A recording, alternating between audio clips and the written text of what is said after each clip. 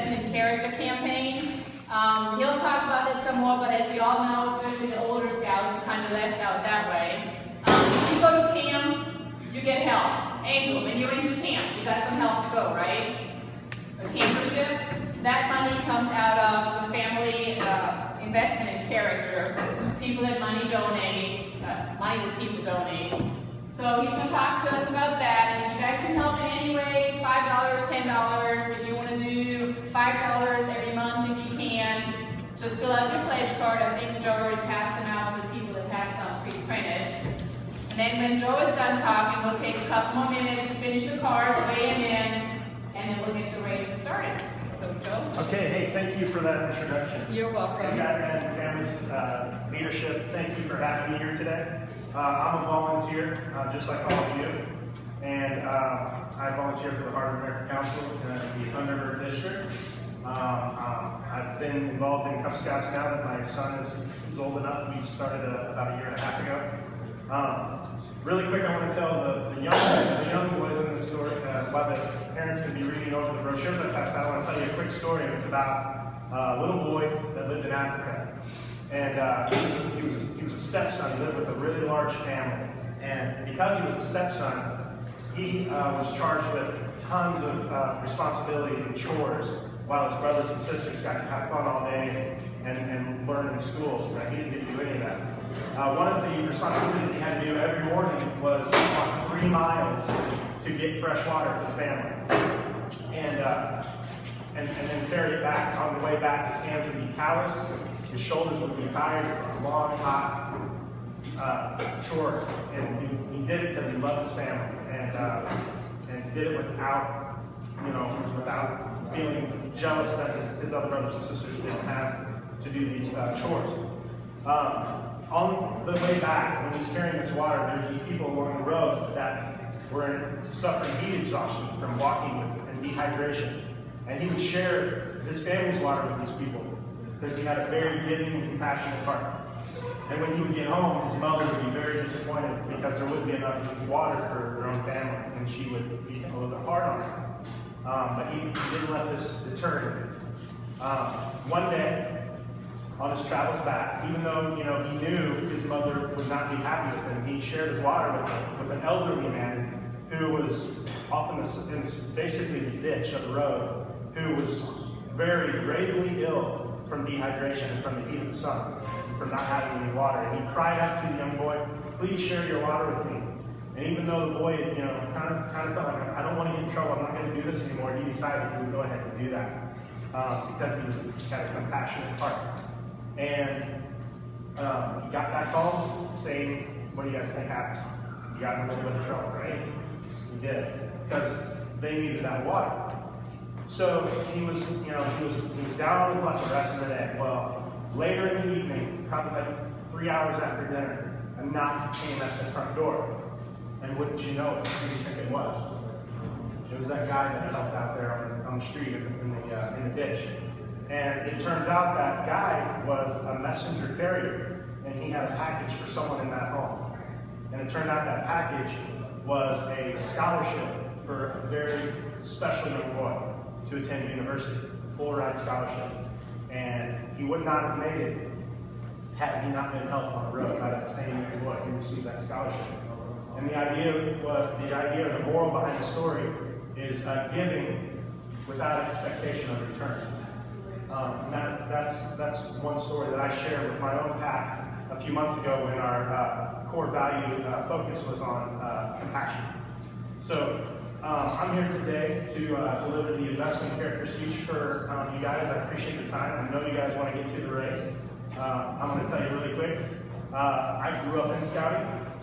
Single mother, it was my brother and me. I counted down the days until I could join Scouts, because for me it was a way to have an adventure, because we couldn't afford to go on vacations. And I'm so thankful that, because my mom worked second and a lot of times third shift, I'm so thankful that I had a scoutmaster who would pick me up for every meeting. And on Saturday, most Saturdays, would pick me up for fundraisers to help me fund my way through Scouts. What we would do, he had 3 station wagons, and me and my brother would wait out on the front porch and we would try to guess which station wagon he would bring. So listen to the names, guys, because these are cool, because of the car theme.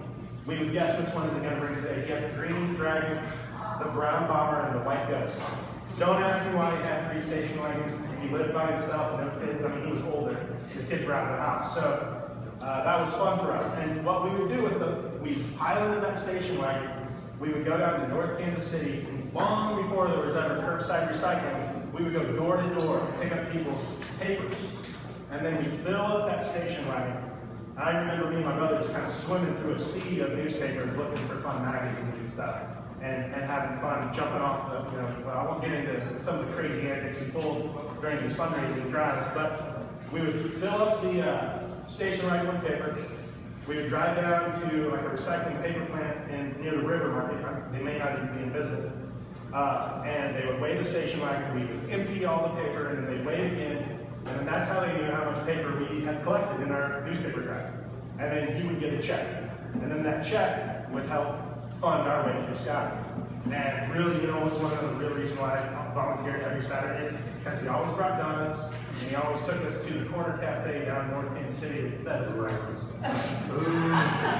So that was the real reason, And food work back then, you can tell today that I like to eat. So anyway, but that was a really good memory of I have earning my way through Scouts.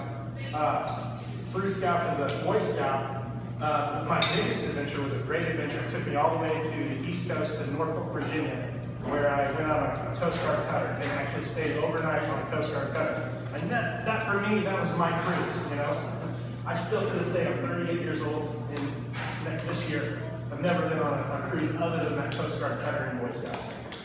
And so, like I said, Boy Scouts has taken me very far.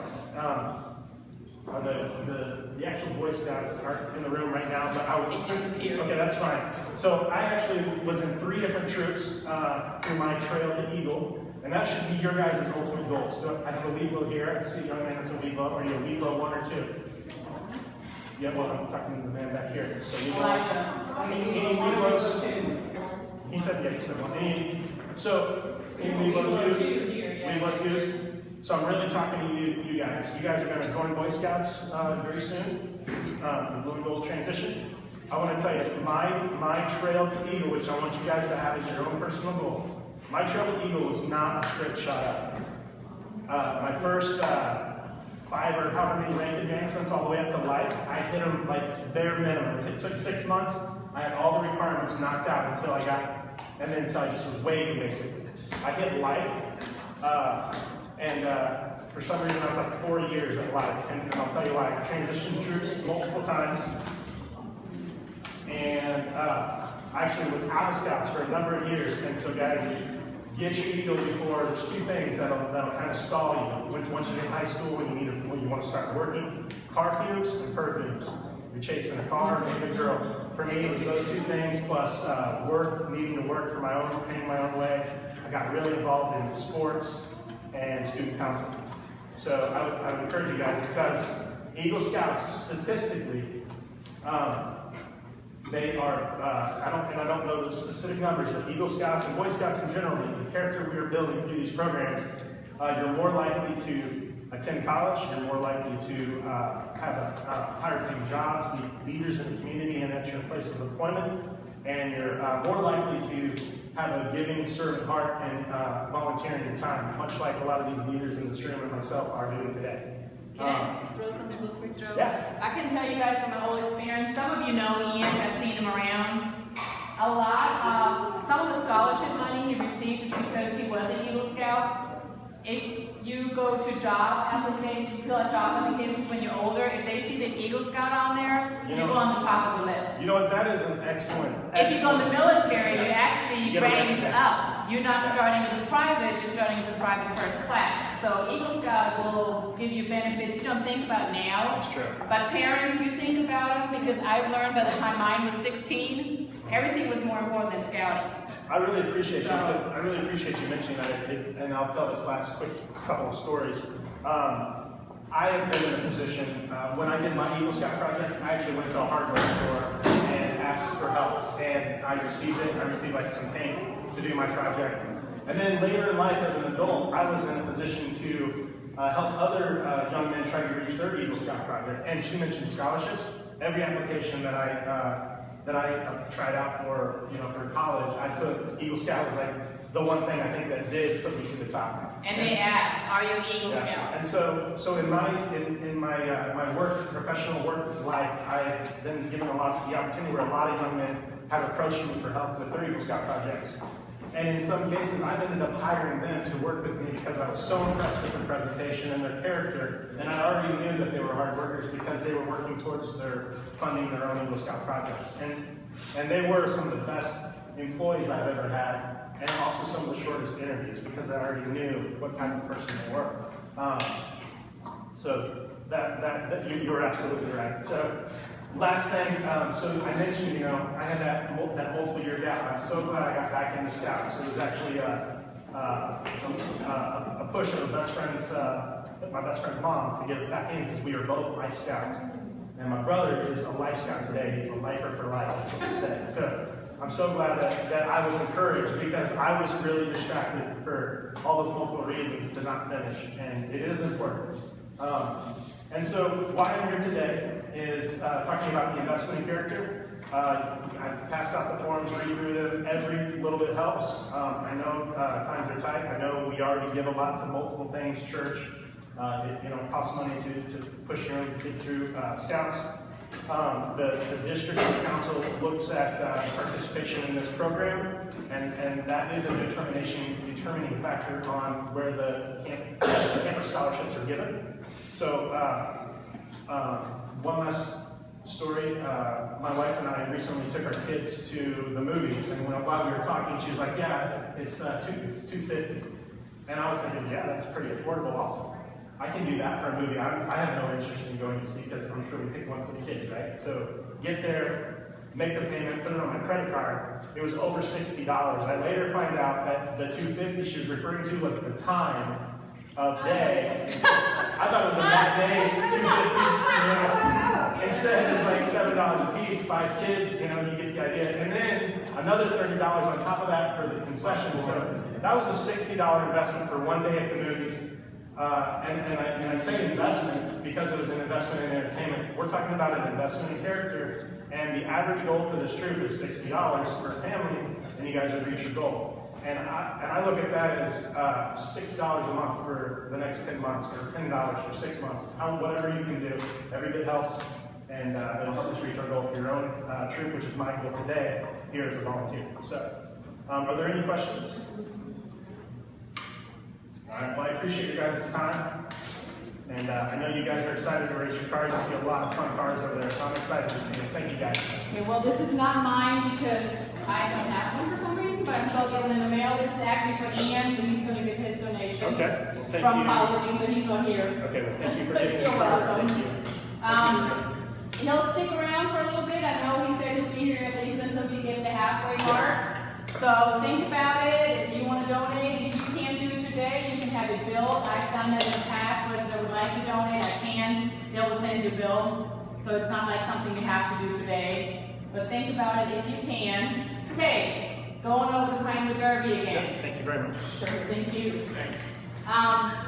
Couple rules. Boys, the side that I'm on, nobody has to sit over here except for the judges.